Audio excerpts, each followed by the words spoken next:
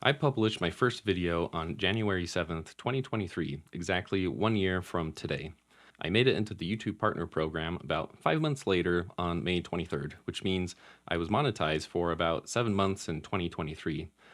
And during those 7 months, I made a grand total of 465 US dollars off of YouTube. If that number is all you came for, please give this video a like as a thank you for not wasting your time, and you're welcome. But for those sticking around, this is essentially my 2023 year in review video, a departure from my usual content, but I enjoy seeing these types of videos from other YouTubers, and I found them helpful when I was thinking about taking the plunge into YouTube. Like I said, I'm recording this video exactly 1 year from my first upload to YouTube. That first video was an enormous emotional and mental hurdle. No exaggeration, it probably took me 20 hours to make that first video. There's a surprising amount of behind the scenes work that goes into making a video. But I'm also the type of person who goes way overboard when I decide there's something I want to do, and it takes a lot of self restraint to take an approach that others might consider to be more reasonable. I know there's others who make it work with just their phone and something like iMovie, but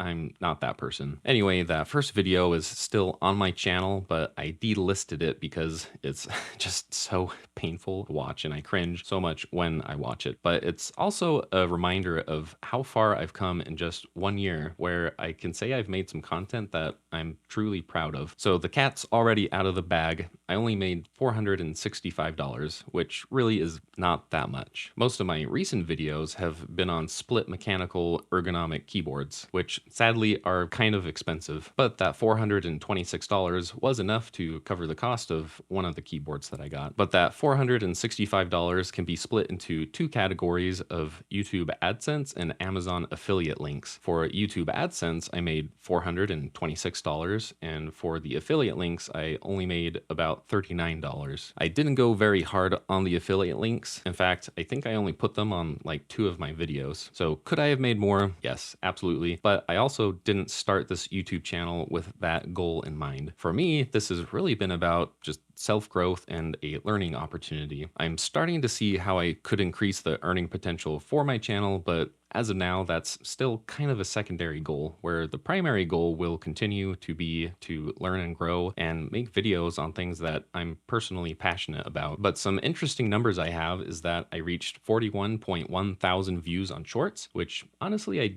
don't really care about, but I reached 284.5 thousand views on my longer form videos with an average of 11,000 views per video. And as a small channel, that kind of blew my mind. These numbers are pretty paltry compared to bigger channels out there, but for my first year, I'm actually quite proud of them. But something I thought was interesting is if I only look at videos I did on keyboards, the average view per video goes up to 23,000, over double the overall average. Something else that kind of blew my mind was in total, I reached 24.1 thousand watch time hours. The first 4,000 watch time hours that you're required to reach in order to have your channel monetized felt like such a far off goal while I was working toward that. So being able to exceed that by 20,000 watch time hours in the preceding 7 months was great to see. I wish I had tracked how long it took me to work on each video. I think a conservative estimation would be about 2 hours of work for every 5 minutes of published video. And I say that as someone who is not super efficient at this stuff. I published 27 videos with an average video length of just over 17 minutes. So that's roughly a total of around 180 hours of work, which equates to working for about $2.50 an hour. And that's on the conservative side. After considering all the equipment I've bought, effectively turning my home office into a studio room, including a camera lens, lights, a couple of mics, more lights, and rigs to mount all that lighting onto, plus the keyboards I purchased, software for editing videos and thumbnails, then according to my calculations, I'm at a net loss of about $5,000. And I've been viewing this channel as an investment, so I'm actually okay with that amount. For a business, a $5,000 investment is pretty much chump change, but I'm actually not rich. That $5,000 is more a testament to how irresponsible I am with money than how much disposable income I have. I've somehow miraculously earned just about everything that I own. I grew up in a single parent household where my mom raised me and my siblings on the wages of a single mother through the late 80s and 90s. And even though I'm approaching a decade of being a programmer, the feeling of no longer worrying about paying rent or about what I'm going to eat next week, and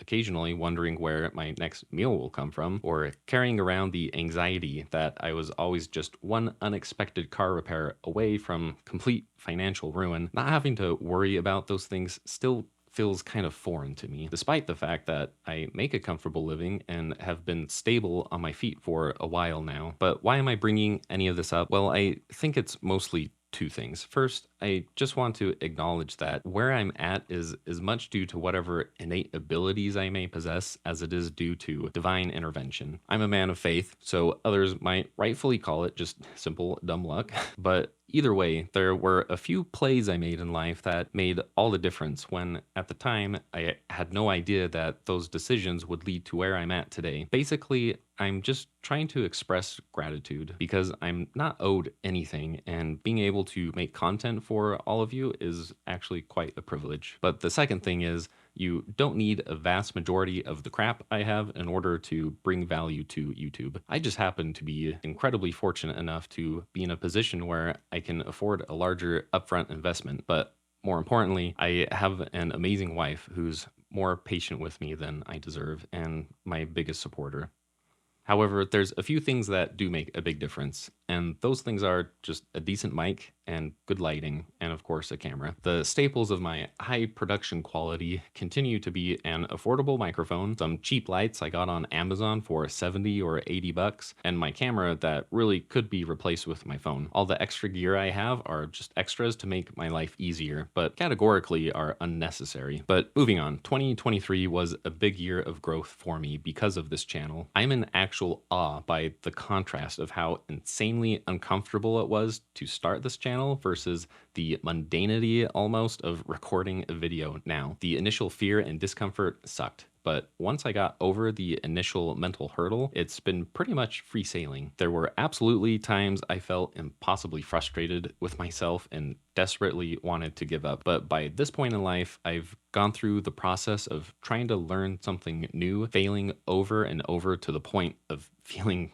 crushing despair. Then after failing enough, at some point, the fog seems to lift and things just start to click. That was probably the most important lesson I learned from going to college. Constant failure and crushing despair can be a good thing.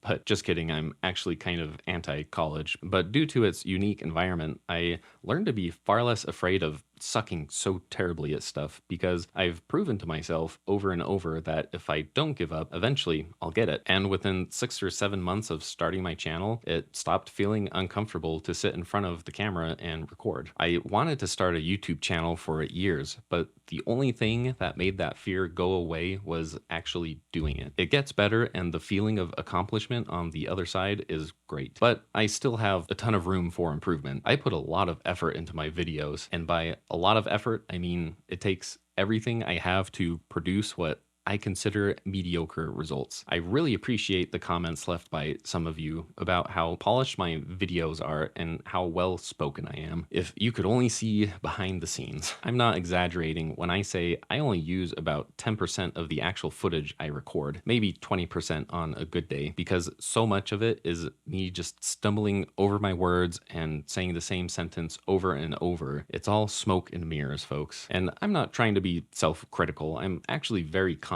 in my abilities, especially in my professional life, and quite bullish on my future. I guess I'm just trying to paint a picture that you don't need any special abilities or powers to make valuable content on YouTube. Not that you won't suck at first. Like I said, I've delisted my first video because it's just so painful for me to watch. But I've been a little amused at how easy it is to come across as an authority figure simply by posting videos on YouTube without actually having a very deep knowledge of the thing that you're talking talking about. If you're fooled, don't be. I'm just a regular guy. Sure, I'm special, but everyone's a special snowflake. Okay, moving on. What are some of my plans for 2024? If you haven't watched my channel before, I've recently done quite a few videos on split mechanical keyboards, and those videos seem to resonate with my audience. So I'll continue to lean into the keyboard stuff. And as a teaser, I already have the next keyboard I'll be showing on this channel and have been testing it out. I don't want to say what it is, not because I'm trying to bait anyone into subscribing or anything. No, the reason is far less nefarious than that, which I think will become clear when that video goes live. But this mystery keyboard will be my first fully custom built keyboard. From ordering the PCBs from a PCB manufacturer to sourcing the individual part to building and flashing the firmware onto a microcontroller and designing and 3D printing my own case. Anyway, it's been a lot of fun looking at different keyboards, and the split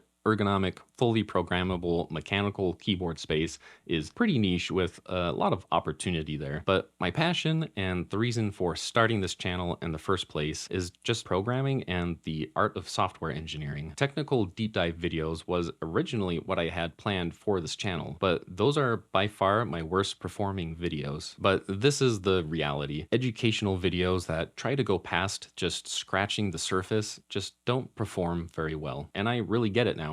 Technically focused videos that accurately present information while carefully handling nuance, don't mislead, and are engaging to watch are really hard to produce. And they're also kind of hard to consume, mentally process, and feel like a worthwhile investment of time as the viewer. And I get that now more than ever. As much as I want to dive into some deeper topics, I don't know that I will. The creative process of making content can be really fun and rewarding, and getting to share that with thousands of people that I've never met makes it even more fun. But there's some aspects of it that are just plain exhausting. And I'm not gonna lie, it really sucks to spend all of my precious free time working on a video over the course of days and sometimes weeks, only to get a few hundred views. I keep going back and forth between whether I should pivot the channel to focus on my specific keyboard niche or if I should lean back into programming topics again. And I honestly still don't know. And I'm totally okay with that. The main goal of this channel, like I said, has just been for me to learn and grow. It's a bit selfish, I know, but as long as I'm making content on things I find interesting and get some traction with the YouTube algorithm, then I think I'm succeeding in that. I'd be lying if I said I wasn't interested in making extra money on the side through